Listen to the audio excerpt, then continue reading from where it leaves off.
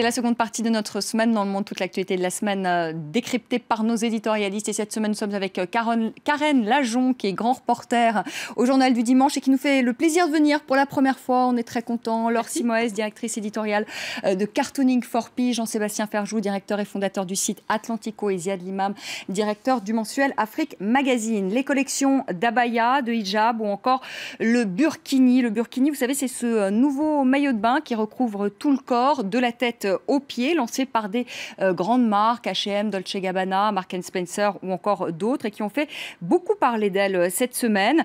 Manuel Valls a affirmé bien que le voile n'était pas un phénomène de mode, mais que c'était un asservissement de la femme, ajoutant que le salafisme était en train de gagner, dit-il, la bataille idéologique et culturelle de l'islam en France. On écoute tout de suite le Premier ministre. Mais il y a une forme de minorité agissante, des groupes qui sont en train de gagner la bataille. Dans d'autres temps, on aurait dit la bataille idéologique, culturelle. Les salafistes doivent représenter 1% aujourd'hui des musulmans dans notre pays, mais leur message... Mais comment les combat sur le terrain? Les messages sur les réseaux sociaux et dans le débat culturel, il n'y a que, d'une certaine manière, qu'on entend. Et il n'y a que, qui se font entendre en plus pour les plus jeunes. Karen Lajon, vous qui avez beaucoup voyagé, notamment dans les pays du Proche et du Moyen-Orient, est-ce que le voile, c'est un asservissement de la femme? Alors, il y a deux réponses. Ça dépend des époques, déjà, premièrement. Vous prenez la révolution islamique iranienne, au moment du Shah. Avant la révolution, le Shah avait interdit le port du voile. Ça a été très mal vécu. Lorsque Khomeini prend le pouvoir, évidemment, c'est fortement conseillé et après, ça devient obligatoire. Mais ça permet à une grande partie de la population féminine iranienne à l'époque de pouvoir aller à l'école, de pouvoir sortir dans la rue sans son mari, son frère, enfin, toute présence masculine. Donc, en fonction des époques, le voile, dans les pays arabo-musulmans, en l'occurrence, je dis bien arabo-musulmans ou musulmans, puisque l'Iran n'est pas arabe, ça peut être un instrument de liberté. En Occident, la donne, elle est différente, bien évidemment. Vous avez un hijab ou un niqab, j'ai des doutes qu'on vous embauche. Voilà. Donc, le terrain n'est pas le même. Alors après, dire que le salafisme, ou tout ce qui est salafisant, parce que le mot salafisme, il englobe tellement de choses, c'est l'idéologie dominante. Je pense que c'est un peu excessif, comme de dire qu'il n'y a pas de Molenbeek, comme disent les Belges en France. C'est pareil, c'est excessif aussi, bien évidemment. C'est une minorité, il vient de le dire, une forte minorité agissante. Voilà ce qu'il a dit le Premier ministre. Et comme toutes les minorités sont vocales. Les révolutions, elles n'ont jamais été faites par les majorités, elles sont faites par les minorités. Donc, ils ont une autoroute. Bon, bah, ils s'expriment, ils sont brillants. Voilà. Après, ils représentent, je crois, 0,3% des Français d'origine, de confession musulmane. Ça ne fait pas beaucoup. Hein. Ça ne fait pas beaucoup, mais il dit en tout cas que, enfin, ce que vous disiez à l'instant, c'est qu'on les entend beaucoup. En tout cas, ce que dit le Premier ministre Manuel Valls, c'est qu'ils ont un impact quand même sur le reste des musulmans. C'est ce qu'il dit aujourd'hui. Hein. Oui, mais j'ai envie de dire que... Enfin, allez-y, pardon. Ziad Limam, est-ce qu'il faut boycotter ces marques? Bah quoi fou, le débat il a été posé. C'est un débat qui est manipulé à tous les étages. Moi personnellement, j'ai une opinion personnelle qui vaut ce qu'elle vaut. Je ne suis pas persuadé que la mode burkini soit très intelligente. Je pense que c'est un moyen pour des gens qui fabriquent des vêtements de gagner de l'argent en exploitant une espèce de mise en contrainte peut-être d'un certain nombre de femmes. Mais je trouve que la manière dont tout ça est présenté est exaspérante. D'abord, je pense qu'on pourrait estimer un tout petit peu que les femmes musulmanes ont une part de libre arbitre. De partir dès le départ en disant elles n'ont aucun libre arbitre, elles sont soumises, elles sont ceci, elles sont cela. Quiconque a voyagé dans ce monde sait que d'abord il est très diversifié, que du Maroc à l'Indonésie, au Pakistan, c'est pas les mêmes gens, c'est pas les mêmes cultures, c'est pas les mêmes voiles, c'est pas la même manière de le porter. Il y a le voile de protection, il y a le voile libérateur, il y a le voile de contrainte. Enfin, il y a 50 000 discussions possibles. Et je trouve qu'un Premier ministre de la France devrait, excusez-moi l'expression, faire gaffe quand il parle et de pas poser sur la table un grand coup de hache en disant elles sont toutes asservies. Waouh! Doucement, enfin, je sais pas, c'est la France, il y a 5 millions de musulmans. Ils pensent peut-être pas comme vous. Vous êtes un des premiers représentants de ce pays. Donc, allons, discutons du voile dans l'espace public, par exemple. Ça, c'est une vraie discussion en France. Discutons, mais on va pas dire que toutes les femmes sont asservies. Idem en disant que le salafisme gagne la bataille. Alors là, je tombe par terre. C'est-à-dire que ou alors moi je fais partie d'une extrême minorité qui n'a rien compris, que tous les Arabes que je connais de ce pays français n'ont rien compris, qu'ils sont tous devenus salafistes. Enfin, il y a quelque chose qui ne va pas. Moi, je pense qu'il y a une part de posture politique et de manipulation politique qu'il faut un peu contester. Valls se présente comme le négatif de Sarkozy. C'est-à-dire on change les têtes et on a le même discours. Et il y a un type de gauche et un type de droite. Essayons de mettre un peu d'ordre là-dedans. Jean-Sébastien Ferjou, vous trouvez qu'il a... je ne sais pas, peut-être qu'il sera d'accord avec vous, on ne sait pas. Détrompez-vous. Et d'ailleurs, je pense que Nicolas Sarkozy était plus ouvert à la liberté de conscience que ne semble l'être Manuel Valls. Je pense que Nicolas Sarkozy est moins rétif à la croyance et au phénomène religieux que ne semble l'être, encore une fois, ce Premier ministre. Non, je trouve ça complètement ahurissant qu'il dise les choses comme ça, qu'il faille appeler un chat un chat. Oui, bien sûr, et que Manuel Valls, dans d'autres circonstances, ait été celui qui le fasse quand, par exemple, François Hollande avait vraiment de la peine à employer le mot islamisme après les attentats de Charlie Hebdo. Oui, il est capable de montrer un certain courage. Mais là, à la fois sur le voile et sur le salafisme, pardon, mais je ne sais pas quel est le calcul politique qu'il fait, et si c'est qu'il est très fatigué, qu'il ne maîtrise plus ses propos, ou alors qu'il a décidé de pousser au clivage, justement, pour voir ce qu'il en ressort et quel rapport de force politique il peut en ressortir. Mais quand même, oui, le salafisme progresse en France. Oui, l'islam, toutes les formes d'islam radical progressent. Après, dire qu'elles ont gagné la bataille, c'est totalement absurde si on raisonne du point de vue des musulmans. Il aurait peut-être été plus habile de la part de Manuel Valls qui dit il serait bon aussi dans ce pays qu'on entende des voix musulmanes ou d'origine arabo-musulmane modérées, là où effectivement le débat public tentait sur ces sujets-là à être monopolisé par des gens extrêmement radicaux. Donc oui, il faut savoir être courageux, mais pas dire n'importe quoi. Et après, sur le voile, moi, je trouve ça aussi ahurissant que après, pendant des années, on a expliqué, et la gauche notamment, a valorisé la différence, nous a expliqué que l'islam, ça n'était qu'une religion de paix et d'amour, que toutes les civilisations se valaient. Et puis là, on a une ministre la semaine dernière qui se réveille, qui a l'air de dire ta religion, c'est un truc de con, t'es complètement aliéné, ma pauvre fille.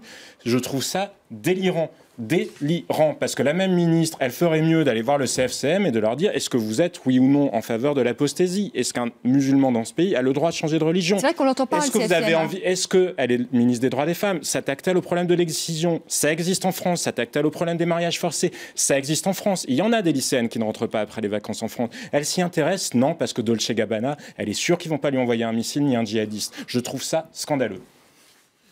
Diane ? Comme quoi c'est un débat à la fois culturel, politique et identitaire important, et qu'il faut prendre ça avec un certain nombre de pincettes. Mais ce que disait Jean-Sébastien Ferjou, par exemple, c'est qu'on n'entend pas le CFCM, par exemple. C'est vrai, on les entend jamais. On n'entend jamais, finalement, cette majorité de musulmans, si on peut dire une majorité silencieuse. Vous les entendez? Moi, je les entends pas. Je comprends la réaction de ce que vous appelez la majorité des musulmans, et encore une fois, les musulmans, il n'y a pas de musulmanie, je rappelle, c'est pas une c'est des Français, ce sont Français de confession musulmane. Bon, d'accord, excusez-moi de faire ce raccourci, mais non, mais dans les confessions musulmanes, il y en a de toutes sortes. De toutes sortes de pays, de toutes sortes de backgrounds culturels. Ce qui exaspère cette communauté, c'est qu'on lui met en permanence le micro sous le nez en disant levez-vous. Mais je me lève de quoi? Pour dire quoi? Que je ne suis pas démocrate? Si, je suis démocrate. Je me lève de quoi? Pour dire que je veux pratiquer... Je comprends bien que ce soit pas très agréable. Je pense qu'il y a une espèce de mise à témoin en permanence de gens qui ne se sentent pas ni de près ni de loin proches des types qui font sauter des aéroports ou qui embrigadent des gosses ou qui les envoient au diable. Et ça, il faut comprendre cet aspect-là des choses. Après que, sur le plan dogmatique, et c'est clair que c'est une bataille qui se joue à l'échelle de l'islam, il y a un conflit entre une version réactionnaire, conservatrice, très puissante, alimentée par un certain nombre de copains de la France et d'autres pays européens, etc. Ça, c'est tout à fait vrai. Et une version, pour le moment, qui est en retrait, mais qui a été dominante dans les années 60-70. Donc, il y a ce débat permanent. Mais pourquoi interpeller quelqu'un, dire donnez-nous des signes objectifs de démocratie?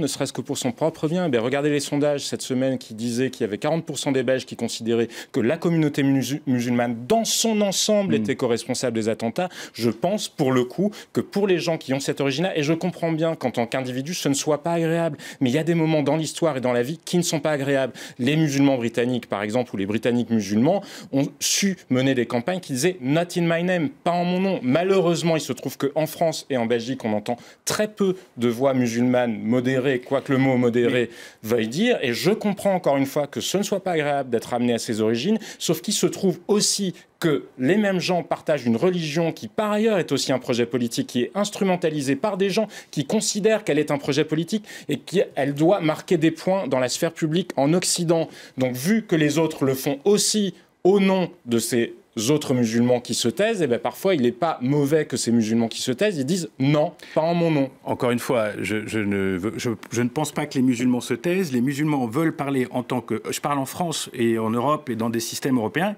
Ils veulent parler en tant que citoyens français d'une démocratie. Ils ne veulent pas être systématiquement renvoyés à une origine. Ça en dit long quand même sur le fonctionnement des élites aussi, qui renvoient ces gens en permanence à leur origine. C'est jamais totalement des Français, c'est forcément des musulmans. Exactement de la même manière pour les catholiques, rassurez-vous. Karen Lajon. Non, c'est pas seulement français, franchement, parce que moi, mon métier, c'est d'aller sur le terrain. Donc, je passe ma vie sur le terrain. Je fais que ça. Hein. Et je vais dans le monde entier. Et dans le monde entier, dans le monde occidental aujourd'hui, vous parlez, et j'ai envie de dire que, je le regrette, l'islam pose un problème aux gens occidentaux. Voilà. Donc, ne me dites pas que c'est que la France, c'est pas vrai. L'Occident a un problème avec l'islam aujourd'hui, parce que... Mais l'Occident n'a pas une relation neutre à l'islam. C'est pas né dans les 5 minutes, tout ça. Relation neutre. Il y a aussi, l'islam a un problème avec l'Occident. C'est normal, puisque l'Occident est intervenu et intervient en permanence dans les affaires de l'islam depuis un siècle et demi. Il ne s'agit pas que de ça. Il faut quand même mettre les choses en rapport. Oui, il y a aujourd'hui... Mais qu'il y ait cette dimension historique et qu'on puisse parler de ressentiment colonial, d'impérialisme, si vous voulez, de pétrole, tout ce que vous voulez, vous ne pourrez pas ignorer le fait que la théologie musulmane escalée, que la laïcité, par ailleurs, est une notion profondément chrétienne, ce qu'on a tendance à beaucoup oublier. La laïcité n'est pas pas chrétien. La laïcité, elle s'est construite sur la mort du curé, excusez-moi. Il faut le rappeler, ça. Mais pardon, rendre à César ce qui appartient à César. C'est pas les chrétiens qui ont inventé la laïcité, c'est des gens de ce pays qui ont mis les curés en dehors. Qui est d'ailleurs apparu non pas pour se débarrasser des curés, mais pour se débarrasser de la monarchie, parce qu'il se trouve que les curés étaient les agents électoraux de la monarchie. Oui, mais enfin, c'était ça quand même. Mais quoi qu'il en soit, ça ne change pas le fait que la théologie musulmane soit différente, qu'elle est notamment plus construite que le christianisme. Oui, enfin bon, on peut faire toutes les nuances qu'on veut, ça ne changera pas la réalité. C'est le cas du judaïsme aussi. Le judaïsme, simplement, est moins prosélyte, moins conquérant et a moins tendance à se faire exploser dans les lieux publics. Mais sur l'islam, vous ne pourrez pas ignorer le fait que c'est une religion qui est construite sur l'observance. Et donc l'observance, elle est visible dans le champ public. Donc elle interpelle nos modèles de civilisation, quoi qu'il arrive. Et quand je vous dis ça, je ne vous dis pas qu'il faut le rejeter, je vous dis au contraire qu'il faut savoir avoir un dialogue pour dire voilà ce qu'on peut accepter, parce que ça, c'est compatible, ou on pourrait accepter que ça marche avec les démocraties occidentales ou la République telle qu'elle a été construite. Ça, en revanche, on n'en veut pas, parce que, par exemple, c'est vraiment atteindre un de nos principes fondamentaux à nous, comme l'égalité homme-femme par ailleurs. Voilà, ce débat-là, on ne pourra pas l'éviter. Vous ne pourrez pas faire abstraction du fait que l'islam est à la fois une religion et un modèle politique. Allez. Bah oui. Il faudra me donner un temps de parole la semaine prochaine ou la semaine d'après. Je vous ferai revenir tous les deux pour que je continue ce débat. Mais la question est effectivement complexe et les dessinateurs s'en emparent aussi différemment. Et on verra qu'il y a une diversité de visions. Bon, on se souvient que cette semaine aussi sur le vol Air France pour l'Iran, il y a eu toute une polémique où les hôtesses de l'air étaient censées se faire. Donc voilà, Raïma, dessinatrice vénézuélienne, elle a carrément voilé tout l'avion d'Air France. Cet autre dessin aussi de Gillot pour le progrès social, dessin à l'humour acerbe. Les hôtesses d'Air France devront porter le voile en Iran et les stewards gays seront jetés du haut de la tour de contrôle, dit Gillot. On sait que Plantu a créé la polémique avec ce dessin autour du défilé de Dolce Gabbana, donc sur cette mode dite islamique. Dolce Gabbana lance une collection de hijab. À quand la fashion ceinture? On voit effectivement la ceinture d'explosif. J'aime autant vous dire que les réactions ont été multiples sur son compte Facebook. Il a voulu, quelques jours après, dans la foulée, en rajouter une petite couche parce que pour lui, j'étais dans le bureau quand le Parisien l'a appelé pour l'interpeller sur son dessin. Il a répété 3 fois la même phrase. je ne fais que défendre la condition de la femme, je ne fais que défendre la condition de la femme, je ne fais que défendre la condition de la femme. Et il a raccroché. Donc ce dessin en rajoute une couche. L'égalité homme-femme n'est pas près de décoller. On voit toujours l'avion voilé de Paris-Téhéran. Dolce Gabbana se demande là, non, c'est Air France avec la petite souris voilée de Plantu. À l'inverse, Chimulus, hein, qui est un peu plus indulgent sur cette question, pour ou contre la mode islamique. Qu'est-ce qu'elle vient foutre notre morosité en l'air, celle-là? On voit effectivement que cette tenue est beaucoup plus gaie. Est-ce que il considère que ça peut être aussi dans certains pays un petit début d'émancipation? Enfin, la question est très complexe et j'aime beaucoup ce dessin de Ed Hall, une approche toute britannique. Il vient des États-Unis, qui résume bien la condition de la femme prise entre deux étaux, entre deux types, ce que vous disiez tout à l'heure, hein, Orient-Occident, deux positions. D'un côté, on a les Occidentaux qui pointent cette femme voilée, honte à elle si elle le fait, donc si elle met le voile.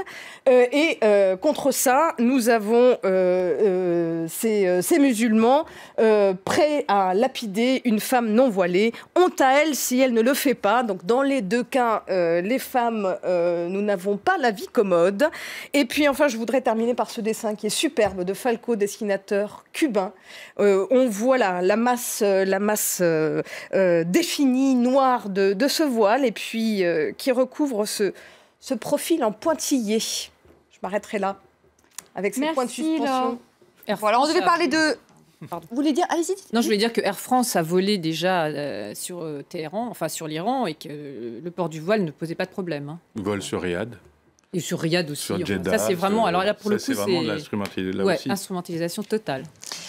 Allez, je voulais parler de ce mouvement Nuit debout, place de la République, mais voilà, on n'a pas eu le temps. Alors je vais vous demander ce qui vous a marqué, si vous avez un coup de cœur, un coup de gueule. C'est pas bien ça. Moi j'aime bien, moi. Okay. Ziad, on va commencer par vous. Ça m'étonne pas. D'autant plus que je me rappelle pas du nom de l'auteur, mais c'est une brève histoire de l'humanité, écrit par un professeur d'université à Jérusalem, qui est un livre absolument fascinant qui prend l'Homo sapiens dans sa continuité depuis 400 000 ans jusqu'à aujourd'hui. On n'est pas toujours d'accord avec lui, c'est bouleversant, c'est ironique, c'est fort, c'est englobant, enfin c'est spectaculaire. Une brève histoire de l'humanité par... Brève histoire de l'humanité par... Vous allez nous le dire dans un instant, je ne pourrais pas vous aider. Karen Lajon. Le conflit syrien, le livre de Sama Yazbek, Les portes du néant. J'ai envie de dire que j'aurais voulu écrire ce livre, vraiment.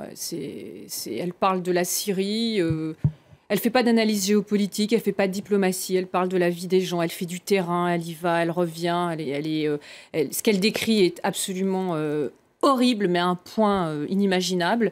Et je pense qu'elle mérite l'Albert Londres, enfin tous les prix possibles inimaginables pour son livre. C'est vraiment la chose la plus belle et la plus horrible que j'ai lue sur la Syrie depuis le début de la guerre. Jean-Sébastien Farjou.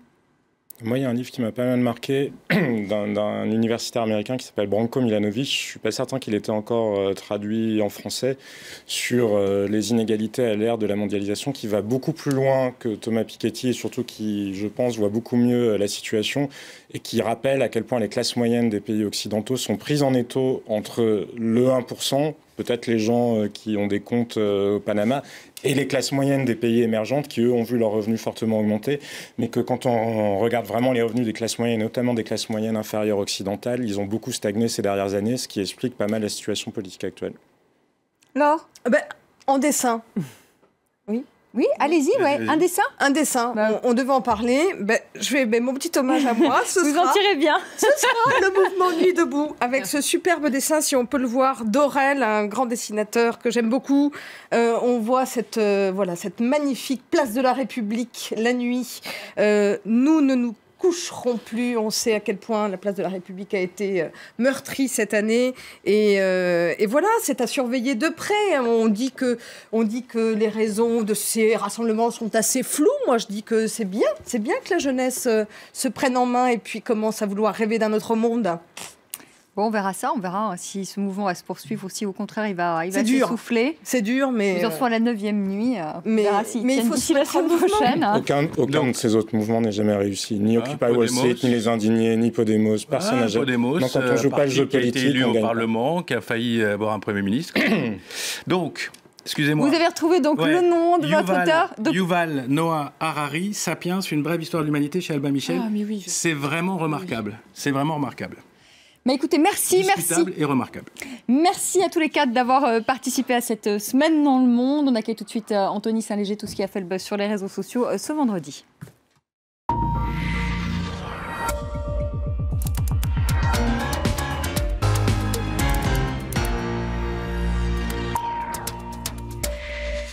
Bonsoir Anthony. Bonsoir. Et on va continuer à parler avec vous des suites des Panama Papers.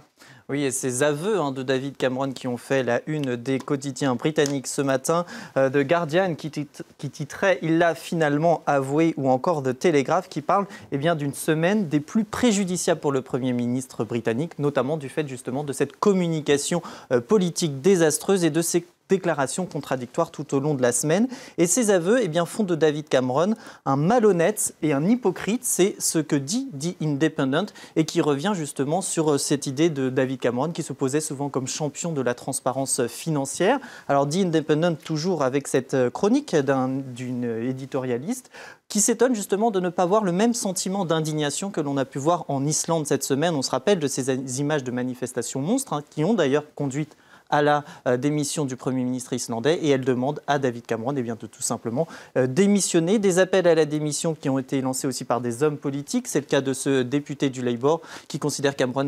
que Cameron est bien moins qu'honnête, ou encore Angus Robertson du SNP qui estime que Cameron n'a tout simplement plus la confiance de son peuple. Alors les appels à la démission ont aussi été relayés par les anonymes. C'est le cas de Andy Hearn qui nous dit la liste des raisons est devenue tout simplement trop longue, ou encore Yona pour qui ça lui trotte dans la tête depuis maintenant presque 6 ans, ou encore cet internaute qui nous dit je n'utilise pas beaucoup Twitter, mais aujourd'hui oui, et qui utilise ce hashtag qui a été très partagé sur les réseaux sociaux, Resign Cameron, démission Cameron. Alors certains internautes, notamment les Français, n'ont pas pu s'empêcher de faire un parallèle avec une affaire qu'on connaît bien en France, c'est évidemment l'affaire Cahuzac.